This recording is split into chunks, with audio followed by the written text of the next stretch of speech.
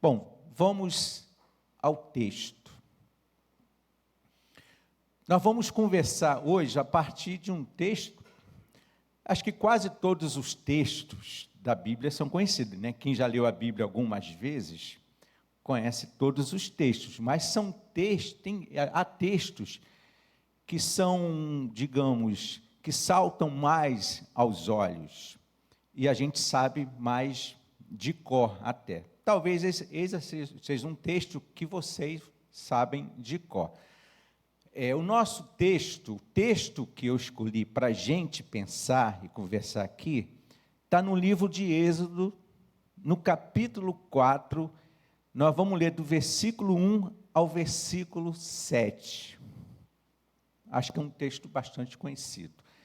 E diz lá o texto: Moisés respondeu: e se eles não acreditarem em mim, nem quiserem me ouvir e disserem, o Senhor não lhe apareceu?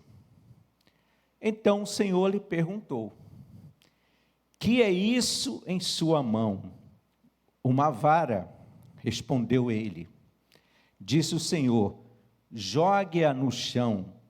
Moisés jogou-a e ela se transformou numa serpente. Moisés fugiu dela.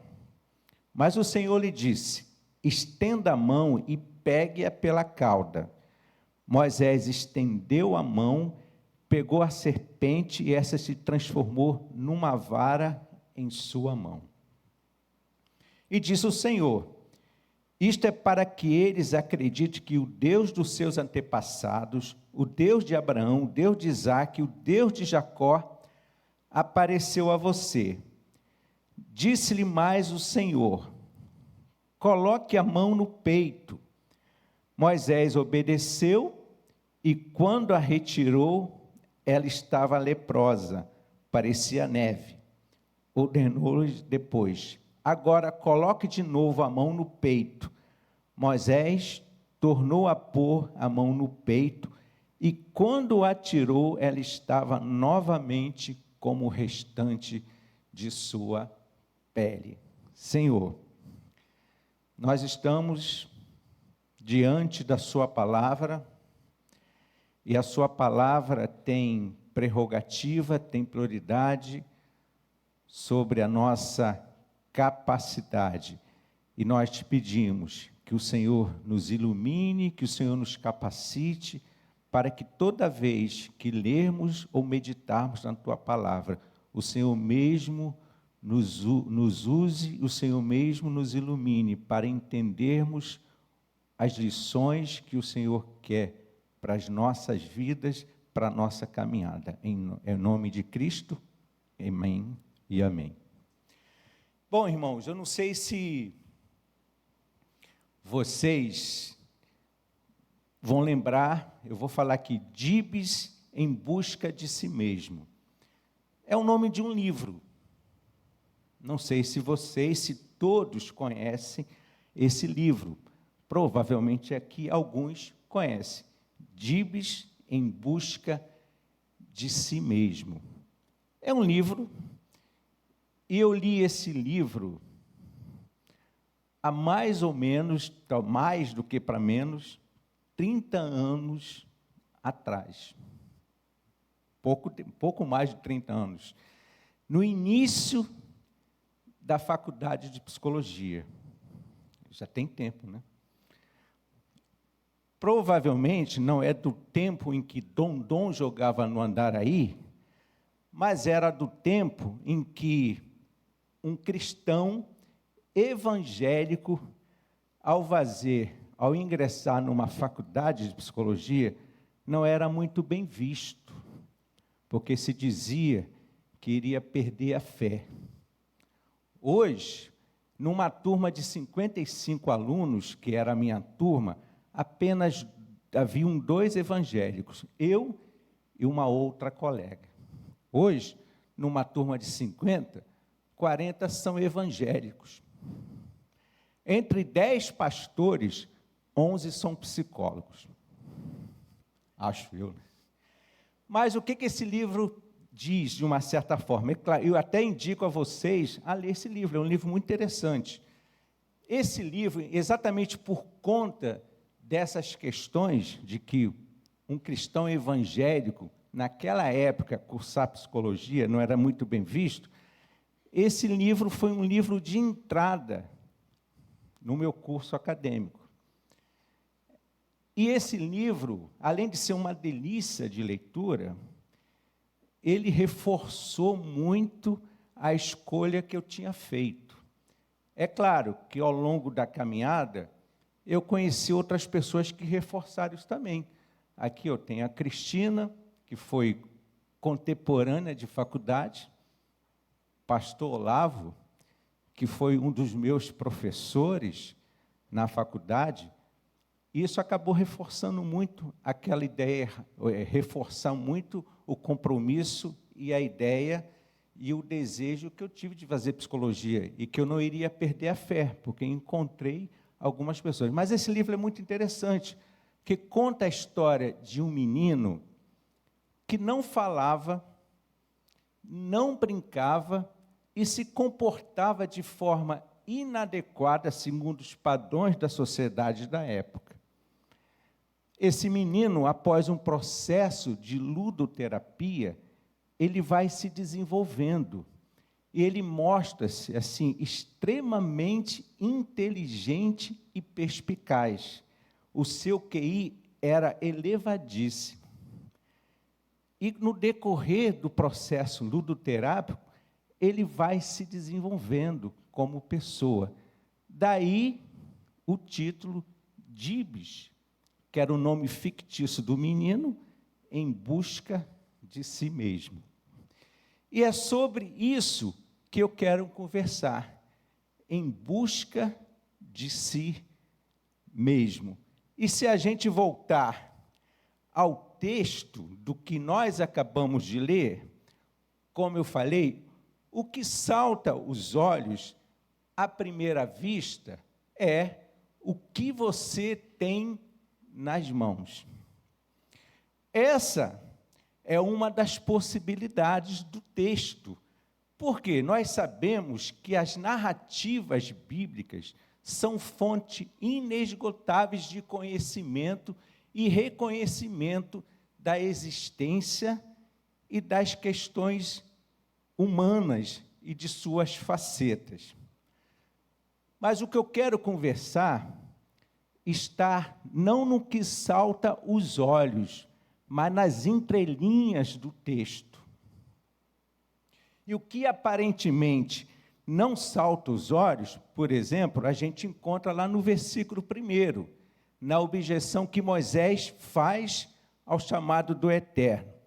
E se eles não acreditarem em mim?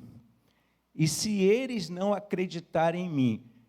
Que, de uma certa forma, o versículo 6 também vai nos ajudar. Coloque a mão no peito, ou seja, coloque a mão dentro de você. Olhe para dentro de si. Portanto, o que a gente vai conversar é em busca de si mesmo, a partir do que há nas entrelinhas do texto e não daquilo que salta imediatamente aos olhos.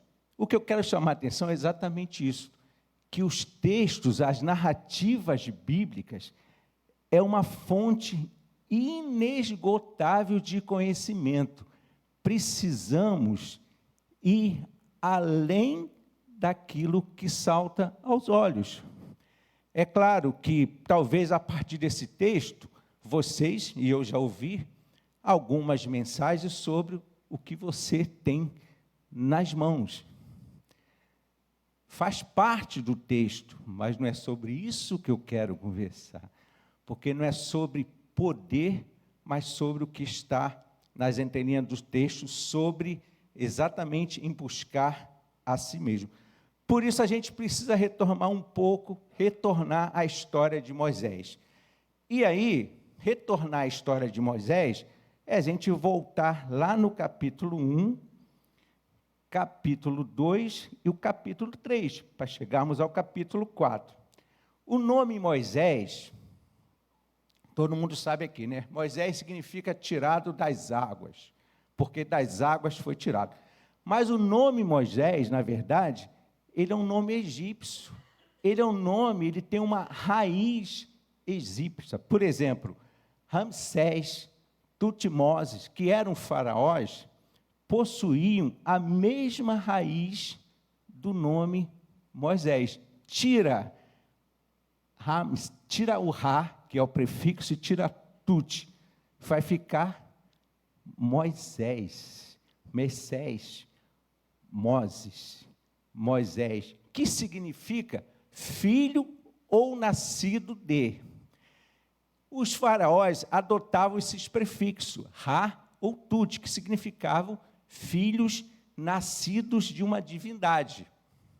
Moisés não tinha esse prefixo no nome, até porque ele não era egípcio de nascimento, mas ele foi criado na corte egípcia.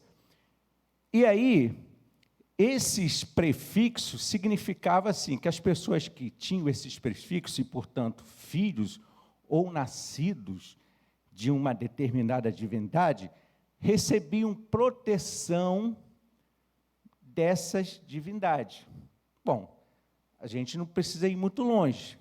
Aqui no Brasil, há um tempo atrás, as pessoas davam o nome de santos e santas aos seus filhos e filhas como forma de proteção. Existe até uma música, né? Pais e Filhos, que o autor diz assim: meu filho terá nome de santo, como forma de proteção. É claro que Moisés, quando a filha de Faraó dá o nome Moisés, porque ele foi tirado ou nascido ou ressurgiu da água. Na época do nascimento de Moisés, vocês devem lembrar, lá no capítulo 2, que havia um decreto de Faraó, porque o povo judeu, hebreu, estava se proliferando cada vez mais, crescendo, se multiplicando. E aí a gente tem lá um decreto do Faraó para que todos os filhos dos hebreus de sexo masculino fossem afogados, fossem mortos. Bom, a mãe de Moisés conseguiu esconder Moisés durante 3 meses. Não podendo mais esconder, o que ela faz? Coloca Moisés no cesto e o coloca no rio Nilo, preso a alguns juncos. A filha de Faraó estava se banhando e percebeu aquele cesto e pediu uma de suas criadas que buscasse aquele cesto. E ao retirar o cesto, ali havia um menino. A irmã de Moisés, vendo tudo aquilo, falou assim: você quer que eu leve esse menino para que seja amamentada por uma mulher dos hebreus? Ela, sim, e Moisés foi amamentado. Diz o texto que após o desmame, não diz a idade, mas diz que após Moisés ser desmamado, Moisés foi para a corte de Faraó e foi educado nessa corte de Faraó. Bom, só que Moisés, além dele ter sido educado na corte de Faraó, na alma de Moisés havia a conexão com o seu próprio povo. E aí Moisés, andando aos 40 anos, ele viu um egípcio maltratando um hebreu.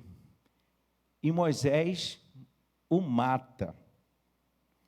Ele foi perseguido, foi descoberto por esse crime, e Moisés foge e vai se refugiar nas montanhas de Midian. Vocês conhecem a história. No capítulo 3, Moisés já está casado, com uma família formada, e Moisés é pastor de ovelhas. E aí Moisés, como pastor de ovelha, procurando outros pastos melhores, ele vai procurando. parece que Moisés está sempre à procura de algo, que ele está sempre andando, caminhando e buscando e procurando algo. E Moisés saiu à procura de novos pastos. Eis que ele, à procura de algo, ele se depara-se com uma pequena sarça, ou um pequeno arbusto em chamas, mas que não se consumia. O arbusto estava em chamas, mas não se consumia. E no meio desse arbusto, ele ouve a voz de Deus. Aquelas folhas, sem nenhuma importância aparente, aparece a fala de Deus. Deus o convocando, o chamando para mudar o rumo da sua vida. Só que Deus lhe pede algo. Deus lhe pede para que ele retire as sandálias dos pés. Retirar as sandálias dos pés significa despojar de tudo aquilo que Moisés já estava acostumado e moldado. Retire as sandálias dos seus pés. Retire tudo aquilo que você está acostumado e habituado. Você deve, teu pé, tua vida deve estar conectado ao Eterno. E aonde o Eterno está, é solo sagrado. Aonde o Eterno está presente, é sagrado. E assim, Moisés o faz. A presença do Eterno sempre santifica a vida. E aí cabe uma pergunta para a gente. Será que a gente está atento a pequenos arbustos, a coisas pequenas na nossa vida, na nossa existência? Será que nós estamos atentos a isso, a coisas pequenas? Será que a gente não pode perceber que a partir de situações aparentemente sem sentido, insignificantes, o Eterno pode nos comunicar algo? Moisés estava sempre à procura e sempre atento. Talvez se ele não fosse tão atento, talvez ele não percebesse um pequeno arbusto pegando fogo, mas não se consumia. E é nesse pequeno arbusto, nessas folhagens ou nessas folhas sem significado, sem significância, é que Deus lhe fala, comunica, lhe chama e lhe convida para mudar o rumo da sua vida. E aí a gente vai para o capítulo 3. Por quê? No capítulo 3, onde aparece a sarça, Deus vai convocá-lo, vai chamá-lo, e Moisés, claro, que ele vai se esquivar. Porque quem irá ouvi-lo 40 anos depois, se há 40 anos atrás, ele ouviu de alguém do povo hebreu, quem o nomeou juiz e líder sobre nós? Moisés apresenta essa objeção. E Moisés, 40 anos depois, há 40 anos atrás, teve medo.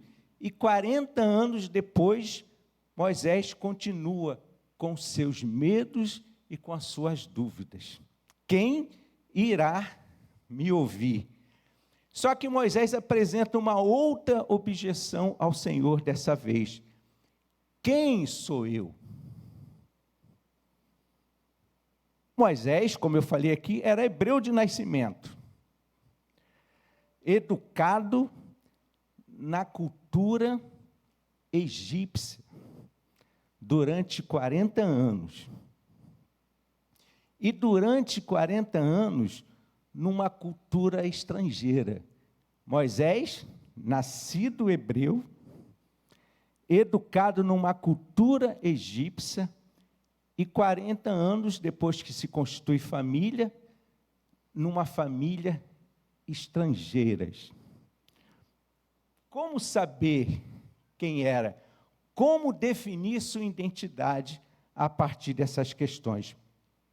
Bom, não precisa ser especialistas, mas nós sabemos que a adolescência, por exemplo, é a fase da busca de identidade.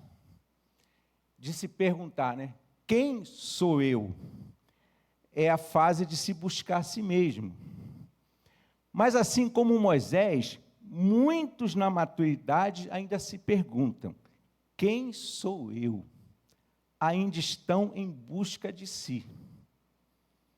E uma coisa interessante no texto é que Deus não responde e não afirma nada a respeito de Moisés.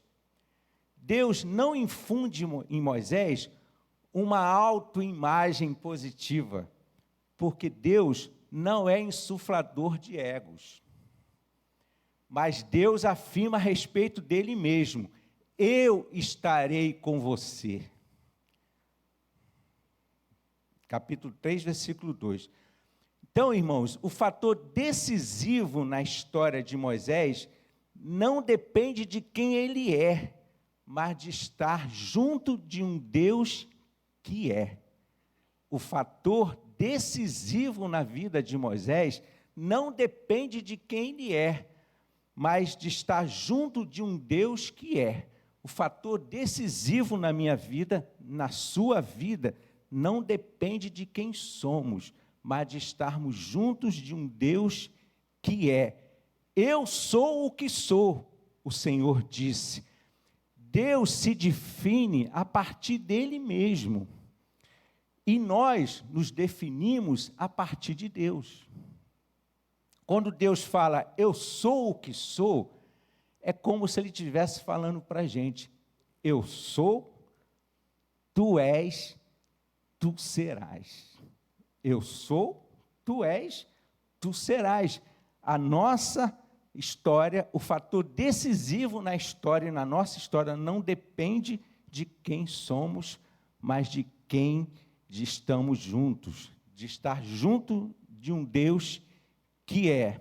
É a partir dessa relação que o povo hebreu passa a ser povo de Deus. E é a partir dessa relação que Moisés se conhece e se reconhece.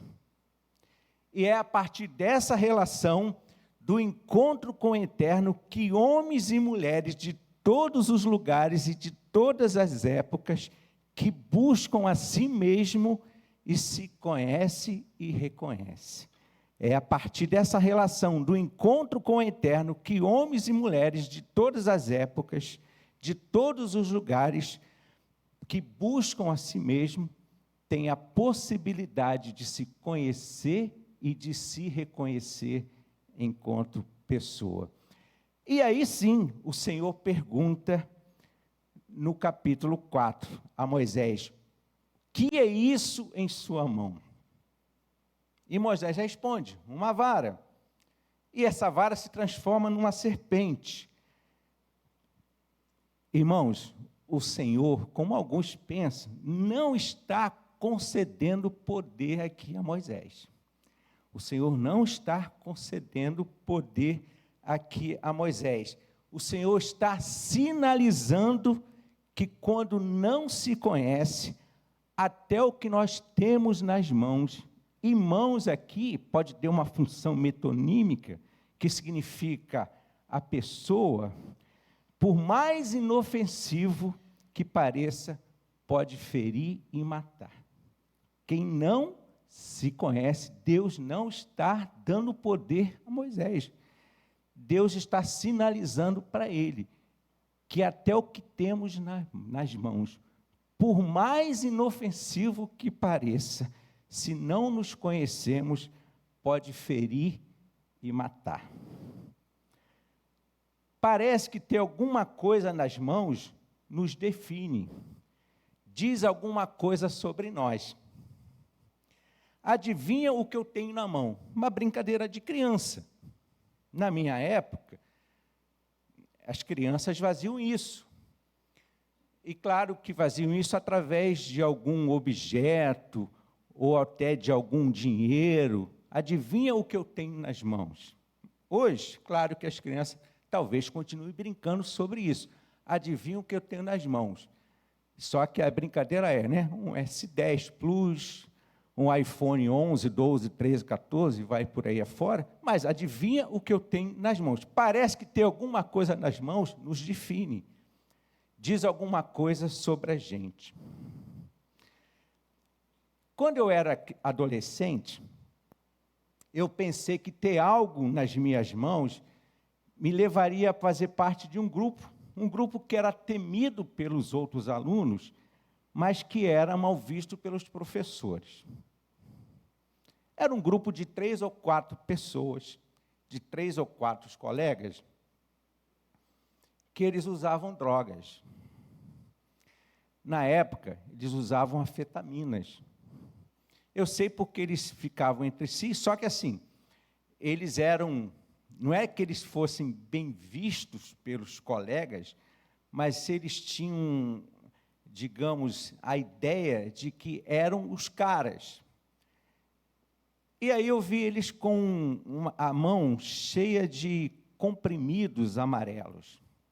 Eu achava que fazer parte daquele grupo, eu teria a mesma referência dos outros que eles. E aí, num determinado fim de semana, a gente estava num lugar, quer dizer, eu estava num lugar e eles estavam juntos. E aí, o que eu fiz? Achei que, tendo algo em minhas mãos, me definiria. Eu comprei confete, aquelas pastilhas de chocolate, separei todas as pastilhas amarelas e coloquei no bolso. E cheguei perto deles, e peguei no bolso, abri e mostrei. Quando eles olharam assim, eles vieram avançando. Eu falei, não, e joguei tudo na boca. Achei que o que eu tivesse na mão me definiria. É claro que eu nunca usei drogas, até porque os meus pais sempre me orientaram nesse sentido. Mas, enquanto adolescente, a gente pensava nisso. Achei que ter algo nas minhas mãos me definiria, não nos define. Há pessoas que se deixam morder pelos símbolos de poder em suas mãos. Confundem ter com ser a potência. Esse lugar de potência só pertence a Deus. Vocês devem lembrar dos gladiadores em Roma.